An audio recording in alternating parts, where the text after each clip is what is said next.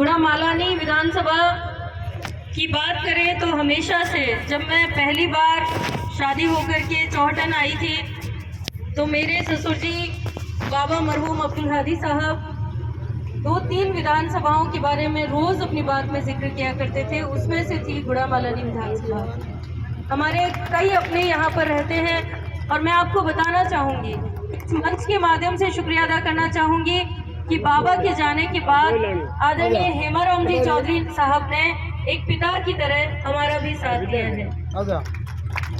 राजनीति में बहुत लोगों को हमने देखा, जब बाबा चले गए तो लोगों को बदलते हुए भी देखा, लेकिन मैं कहना चाहूँगी कि आप एक ऐसी शख्सियत है जिन्होंने अपने बच्चों की तरह हमारे सर पर हाथ रखा।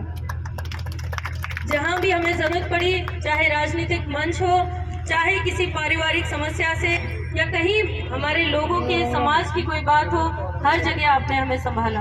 मैं इस मंच के माध्यम से हमारी कौम की तरफ से आपका शुक्रिया अदा करना चाहूँगी। यहाँ पर मुझसे पूर्व वक्ताओं ने कई बातें कही, मैं ज़्यादा बात नहीं करके आपको यही निवेदन करना चाहूँगी कि ये जो चुनाव है बहुत ही महत्वपूर्ण चुनाव है। हम लोग अपना भविष्य तय करने जा रहे हैं। मेरे से पहले मेरे भाई कह रहे थे कि भाइयों गलती ना हो जाए, गलती इसलिए ना हो जाए क्योंकि हम बहुत पीछे रह जाएंगे। अगर इस बार गलती हो गई तो हमारी आने वाली पीढ़ियां हमें माफ़ नहीं करेगी, क्योंकि ये जो चुनाव है ये देश की दिशा तय करने वाला चुनाव है। आपके सामने 2 विचारधाराएं प्रमुख रूप से काम कर रही है। एक विचारधारा वो जो भाइयों को भाइयों से लड़ाने की बात करती है, देश में नफरत फैलाने की बात करती है, और दूसरी विचारधारा वो जो भाइयों की मोहब्बत की बात करती है, सभी धर्मों को जोड़ने की बात करती है। मैं मुस्लिम समाज से आती हूँ और मुझे बड़ा तकलीफ होती है, बड़ी दर्द होती है जब ये सुनती हूँ कि भाइयों को भाइयों से लड़ाने की बातें हो रही है। 2014 का चुनाव आपको याद होगा। 2014 के चुनाव में भाजपा के जो नेता हैं वो बात करते थे महंगाई खत्म कर देंगे, आपके खातों में 15 लाख रुपए डाल देंगे और 2 करोड़ रोजगार हम दे देंगे। लेकिन आज आप देखिए, उनको आज धर्म की राजनीति करते हैं, भाइयों को भाइयों से लड़ाने की राजनीति करते हैं। मैं आपको पूछना चाहती हूँ, क्या महंगाई खत्म हो गई? क्या 15 लाख रुपए हमारे खातों में आ गए? क्या हमें 2 करोड़ नौकरियां मिल गई? आज बेरोजगारी चरम सीमा पर है। आपको बताना चाहती हूँ कि 35 साल पहली बार अभी ऐसे हालात देश के हो रहे हैं और बार बार ये बातें होती है कि 70 साल में कांग्रेस पार्टी ने क्या किया। आप सभी यहाँ बुजुर्ग तशरीफ फरमा है, आप सभी को हमसे ज्यादा अनुभव है। मैं मेरे युवा भाइयों से कहना चाहूंगी कि अपने बुजुर्गों के पास बैठिए, उनसे जानिए तो सही कि कांग्रेस पार्टी को आपने हर बार क्यों चुना। कहीं कुछ तो खासियत होगी कांग्रेस पार्टी में, तभी हमारे इन बुजुर्गों ने उस पार्टी को चुना। और आज भी हमारे सभी युवा भाई बहनों को ये कहना चाहूंगी कि आज भी अगर हमें देश बचाना है, हमें अगर अच्छा नेतृत्व चाहिए तो हमें कांग्रेस पार्टी को ही चुनना होगा। आपके सामने इतिहास गवाह है कि हमें कांग्रेस पार्टी ने क्या क्या नहीं दिया। वोट का अधिकार हमें दिया, डॉक्टर अंबेडकर साहब का संविधान कांग्रेस पार्टी ने लागू कराया। आज बातें होती है देश में कि संविधान कैसे खत्म हो। मैं कहना चाहती हूँ कि अगर आपकी मुस्लिम बहन यहाँ मंच पर बात कर रही है तो संविधान की वजह से कर रही है। आज हम सभी यहाँ पर अपनी बेबाक आवाज़ बुलंद करते हैं तो संविधान की वजह से करते हैं। मैं आपको बताना चाहती हूँ कि बड़ी तकलीफ होती है जब हमारे आदरणीय नेता राहुल जी संसद में बात रखते हैं और उस वक्त में उनका माइक सिर्फ इसलिए बंद कर दिया जाता है कि उनकी आवाज़ न सुनी जा सके। कल ही मेरी एक कांग्रेस की बहन का मेरे पास फोन आया और वो कह रही थी कि अंबेडकर साहब की जयंती थी और मैं वहाँ पर मंच पर अपनी बात रखना चाहती थी, लेकिन बीजेपी के कुछ भाइयों ने मुझे ये कहा कि आपको मंच पर बात नहीं रखने दी जाएगी। मैं पूछना चाहती हूँ आप सभी लोगों से कि क्या हम किसी की आवाज़ बंद करके इस देश को विकास की गति दे पाएंगे? क्या हमारी आधी आबादी को हम पीछे रख के हम इस देश को विकास की गति दे पाएंगे?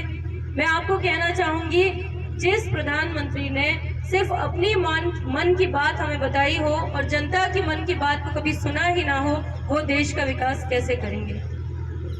आप सभी से निवेदन करूंगी कि बहुत अहम चुनाव है, हमें तुलना करनी पड़ेगी, हमें आंकलन करना पड़ेगा। बड़ी बड़ी बातें होती है कि मोदी जी के नाम पर वोट दे दीजिए। मैं आपको पूछना चाहती हूँ कि बड़े बड़े नेता भले ही हों देश में, लेकिन हमारे काम वही आते हैं जो हमारे अपने हैं। आज आदरणीय हेमाराम जी चौधरी साहब, कर्नल सोनाराम जी साहब या हमारे ये तमाम नेता यहाँ पर बैठे हुए हैं, किसी भी टाइम आप इनसे कुछ भी शिकायत करते हैं, गिले शिकवे करते हैं, तो आपको सुनने के लिए तैयार रहते हैं। कभी मोदी जी आपको सुनते हैं? कभी उनकी बात, आपकी बात उन्होंने सुनी है? या हम कभी पहुंचा भी सकते हैं अपनी बात को? तो क्यों हम उनके नाम पर वोट करें जो हमें कभी सुनने ही नहीं आए? मैं आपको निवेदन करना चाहती हूँ कि हमारे जो कांग्रेस के उम्मीदवार हैं वो आदरणीय भाई उमेदाराम जी बेनीवाल साहब हैं। बहुत ही शरीफ, सीधे साधे सी शख्सियत है उनकी और बहुत ही संघर्षशील व्यक्ति हैं।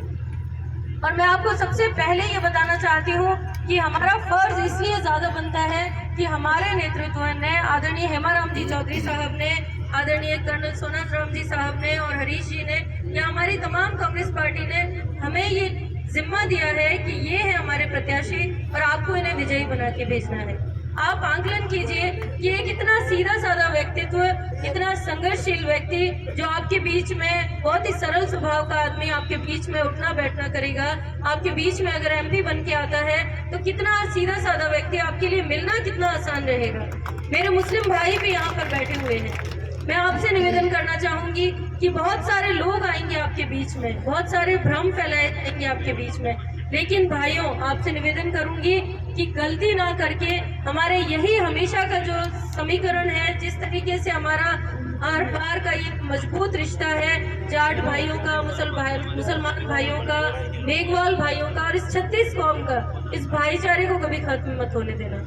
हम सभी का ये फर्ज बनता है कि हम अपने भाई उमेदाराम जी को भारी मतों से विजयी बना करके यहाँ से दिल्ली तक भेजें और अपना एमपी बना करके हमारे इस कांग्रेस पार्टी को मजबूती प्रदान करें। अंत में यही कहना चाहूंगी कि देश में सांप्रदायिक ताकतें बहुत हावी हो रही हैं। बार बार हिंदू मुसलमानों की बात होती है। मैं कहना चाहूंगी कि आज से पहले क्या कभी हिंदू मुसलमान नहीं थे? आज ही क्यों सबको याद आ रहा है कि ये हिंदू है, ये मुसलमान है? जब मैं स्कूल में पढ़ा करती थी मुझे तो कभी समझ नहीं आया, लेकिन आज हमारी जो नई जनरेशन है उसके दिमाग में बार बार ये समझाया जाता है कि ये हिंदू है और ये मुसलमान है। क्यों ये नफरतें फैलाई जा रही है? सिर्फ और सिर्फ राजनीति के लिए। ये कहना चाहूंगी मैं कि ये जो देश है ये हमारे महात्मा गांधी का देश है, जिन्होंने कहा था ईश्वर अल्लाह तेरो नाम सबको सन्मति दे भगवान। तो क्यों हम भूल जाते हैं कि ये जो देश है, हमारे जो कांग्रेस के जो तमाम नेता हैं उन्होंने आज़ादी के लिए हंसते हंसते अपनी जानें गंवा दी थी। आपको ये नहीं भूलना चाहिए। हमारे युवा भाइयों से भी कहना चाहिए और हमारे जो भाई आज गुमराह हो रहे हैं सिर्फ थोड़ी सी चकाचौंध देख करके, उनको मैं कहना चाहूंगी कि भाइयों समझ जाओ, अभी वक्त है। अगर हम लोग गलती कर बैठे तो हमें कोई नहीं संभाल पाएगा। ये जो रंग बिरंगे साफे यहाँ नजर आ रहे हैं, ये साफे कभी नजर नहीं आएंगे, सिर्फ यहाँ पर नफरतें नजर आएंगी। मैं ज़्यादा बात नहीं करूंगी क्योंकि मुझे कहा गया था कि बहुत कम बात करें, लेकिन माफ़ी चाहती हूँ, ज़्यादा बोल गई हूँ। आप सभी का तहे दिल से मैं धन्यवाद करती हूँ। आपका यही अपनापन, स्नेह और आदरणीय हमारे तमाम नेतृत्व का आशीर्वाद हमें मिलता रहे। धन्यवाद। जय हिंद। बहुत बहुत धन्यवाद बहन समा बनू जी। अब मैं निवेदन करना चाहूँगा